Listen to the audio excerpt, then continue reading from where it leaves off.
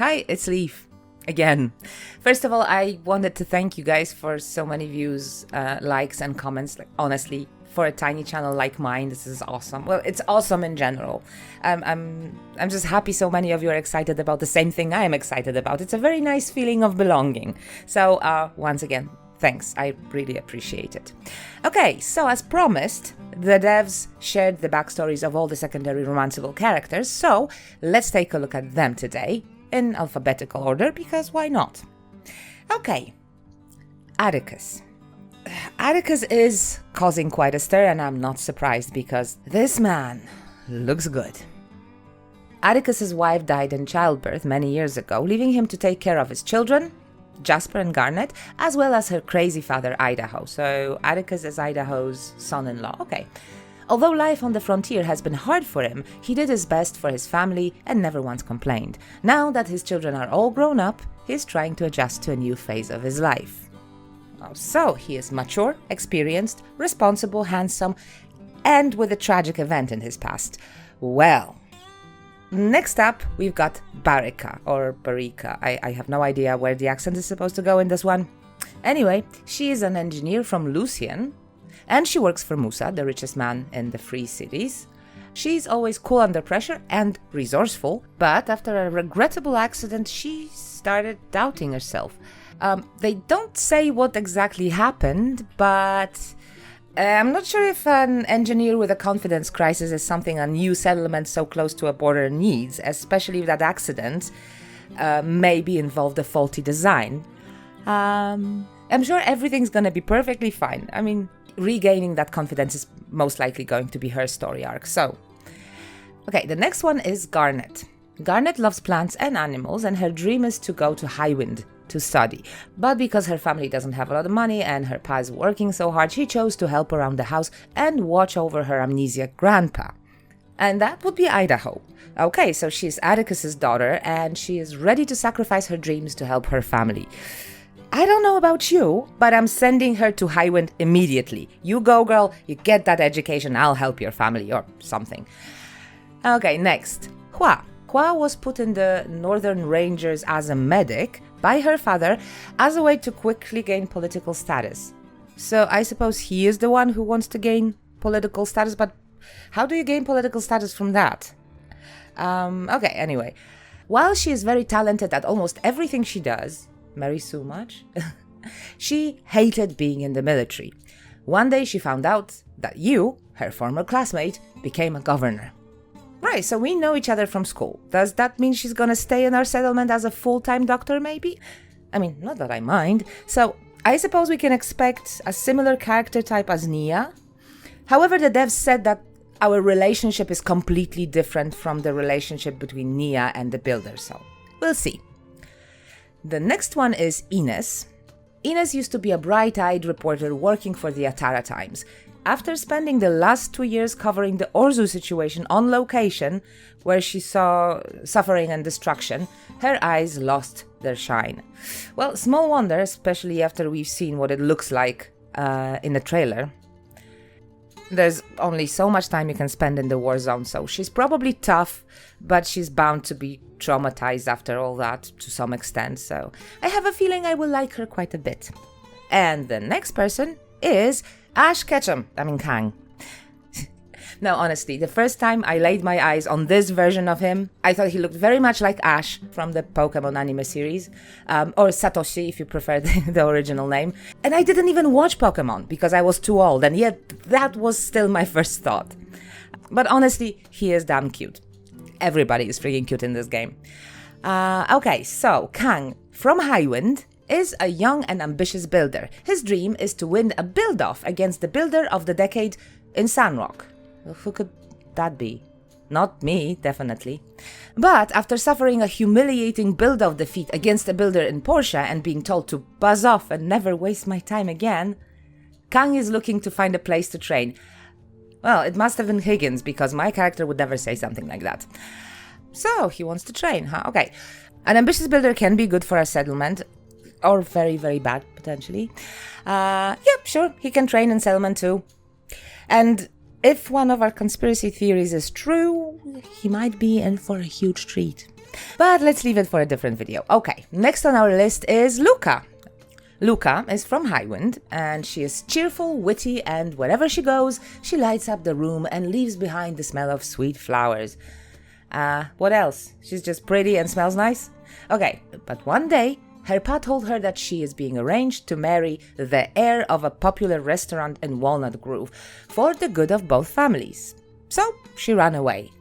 If this story sounds familiar, it should, because it was confirmed that Luca is Phyllis's sister, and Phyllis is a character from my time at Portia. So running away from an arranged marriage seems to be a thing in this family, and probably even from the same groom. And boy, I hope they don't have a third sister.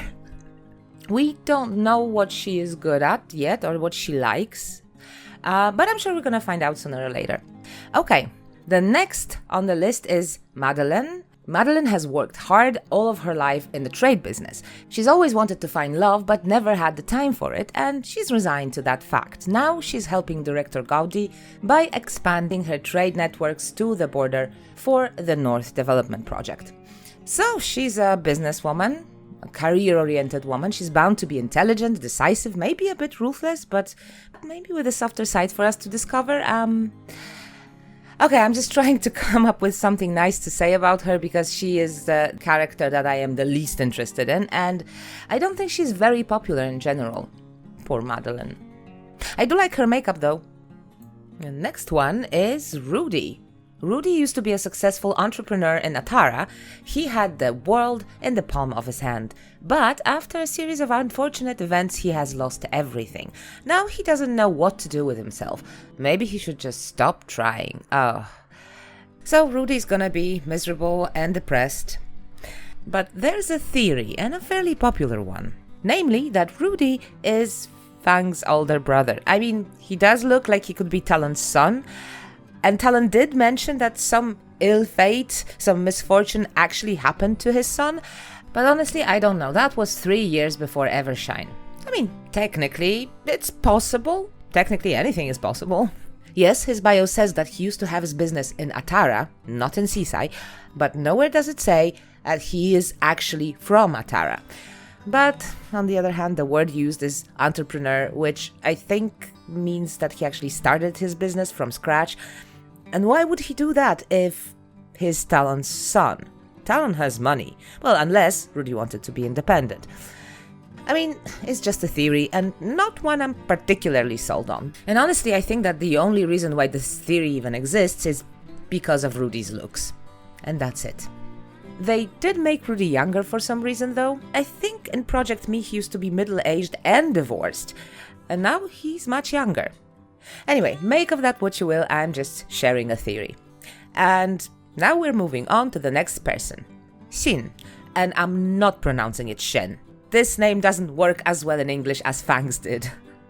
Okay, so he is a skilled tailor with an eye for the finer things. His sharp mind ensures he always comes out on top against would-be hagglers.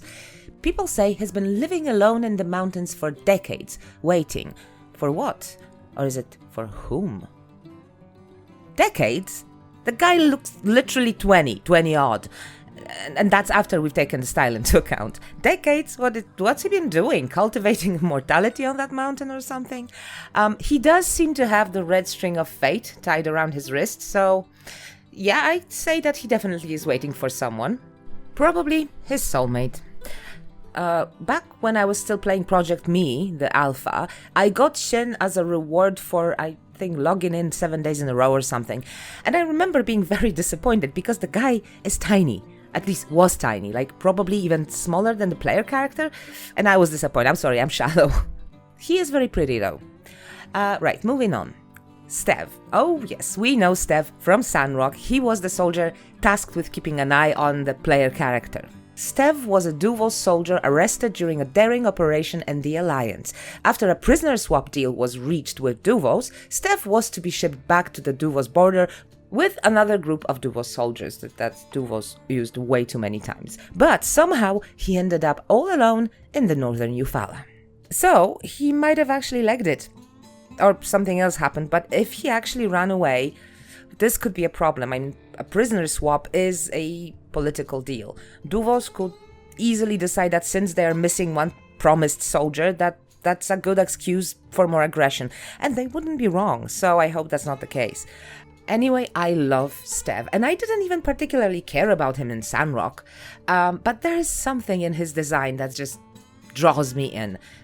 I usually like guys with long hair, but I wouldn't change a single thing about him.